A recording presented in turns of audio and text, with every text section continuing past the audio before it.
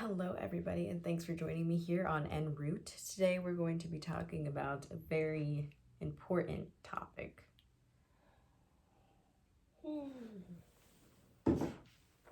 And that very important topic is generational poverty. Why is generational poverty so important? Well, it goes hand in hand with my last video. Children that are born into a broken home in general tend to unfortunately have less of an opportunity in life due to the fact that they do not receive the proper education, training, and guidance from their parents that they actually needed to survive sufficiently in the world. That's why in today's society, we have so many women opting for using their sexuality as a means of financial gain because it's easy and it doesn't take so much brain power. You just have to look really good.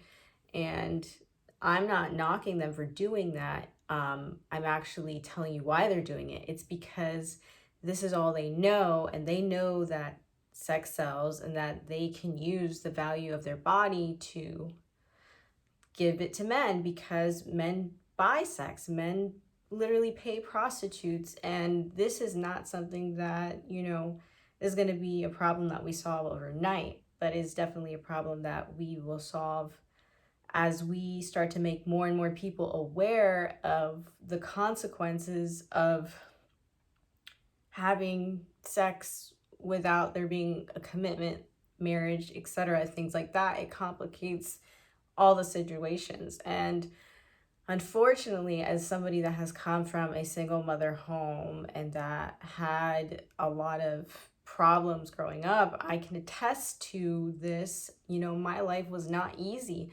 My life was very difficult. My relationship and view on men was very skewed and unhealthy. And, there's still things that I have to break to this day. And it's because generational poverty, because my grandma, my parent, back several generations, they weren't really rich or anything. And I also have to, some people like my grandfather's side, he's not rich. I mean, he's okay, but his family, they were just trying to leave Europe for the Holocaust. So there is just, this constant generational depression that has overwhelmed so much of society, that has caused the degradation of it, and it is why marriages don't work anymore, and so many of our kids are way more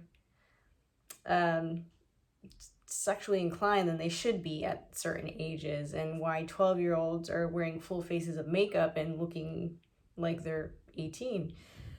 So how do we solve this problem?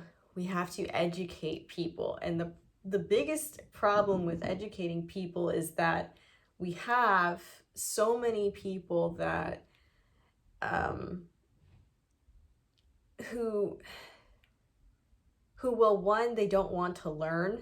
They don't even care. They're just ignorant. They're just like, I'm just going to go about my ways. And two, we have so many people that actually want to keep people dumb so that they can take advantage of these people that don't care. So it's this cycle that feeds itself. People that do understand how the world works and people that have not dealt with generational poverty and single parent homes, they take advantage of people that don't understand or don't know. And instead of saying, oh, this is how you do it, or this is how it should be, or this is the correct way, they say, oh, bless your heart, and take advantage of you.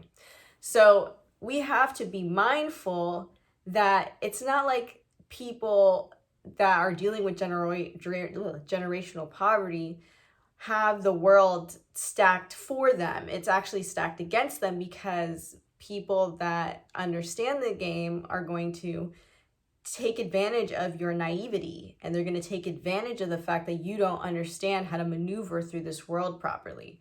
So I just wanted to throw that out there, maybe get that working through your brain, and maybe why don't we start doing things to stop creating generational poverty, like maybe working on creating an atmosphere where dating is simply for interviewing people and getting to know them, as opposed to actually being intimate with somebody that hasn't really created a commitment to you. That is one of the biggest ways we're going to stop this, and we're going to help our future children have a better fighting chance. And we won't allow society to degrade so much to the point where some of our leaders are actually top, traffickers, sex traffickers of women, because, the value of women is just getting lower and lower. So, they think, oh, well, then we could just traffic all of these women that are uneducated.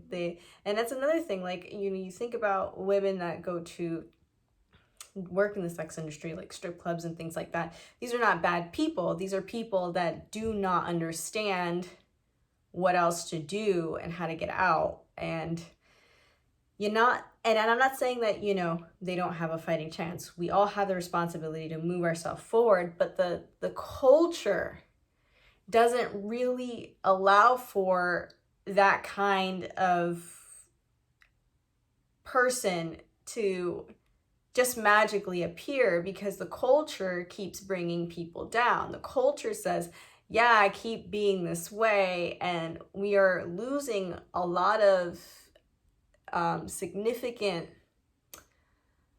influence from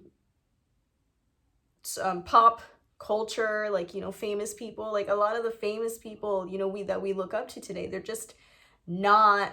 they're not doing it. They don't care. They're just like, yeah, I'm a savage. And while some of this stuff is lighthearted and all in good fun, we need to realize that we also have to stand for things that are not just joking around, or, maybe not the most appropriate. We need to grow up a little bit and realize, like, we actually can affect other people. Like, when you crash your car into somebody else, you affected somebody else's life. So when you sing, or if you talk about certain things and you have a big platform in which to speak, you are responsible for how those people are going to respond and how you cause these people to go out in the world and treat other people. So, that's another thing that needs to be noted on this. Like, where are the true leaders out there? Where are the people that are speaking about things that matter? How are we going to actually make things work to benefit society, instead of tearing society and dividing society all the time? Instead of dividing and conquer, how do we get things to work well together? But yeah, that's it. Thanks for watching, and have a good one.